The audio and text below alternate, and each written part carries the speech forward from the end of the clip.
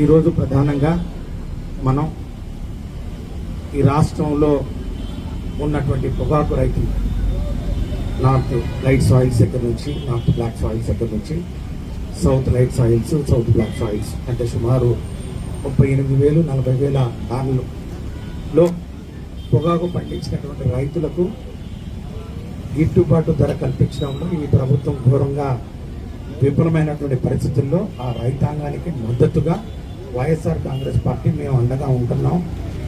ఈ ప్రభుత్వం మెడలు వంచినా కూడా మీకు మద్దతు ధర కల్పిస్తాం అని చెప్తూ ఈరోజు మన శివన్న నాయకత్వంలో 2 రోజులుగా దీక్షలు చేస్తూ ఉన్నాం. శివయ్య వృత్తి ప్రజాసేవ, ప్రవృత్తి వైద్య సేవ. అందరూ తెలుసో లేదో ఆయన డాక్టర్, ఎంబీబీఎస్ డాక్టర్, మర్చిపోయినట్టున్నాడు. మరి వృత్తి ప్రవృత్తి కాకుండా ఆయన ఆలోచన విధానం కూడా రైతు ప్రీతి. మరి ఇంత చిన్న వయసులో ఇంత చక్కటి కార్యక్రమాలు మేము అడిగాం, అందరి గురించి మాట్లాడుకున్నాం ఎట్లా పోవాలో దీని గురించి. ఫస్ట్ మనం ప్లాట్ఫామ్లో సందర్శించుకున్నాం. ప్లాట్ఫామ్లో పోయిన తర్వాత కొంచెం మెరుగైంది. దాని తర్వాత మళ్ళీ ఏం చేద్దాం, మళ్ళీ మొదలుకు వచ్చేసి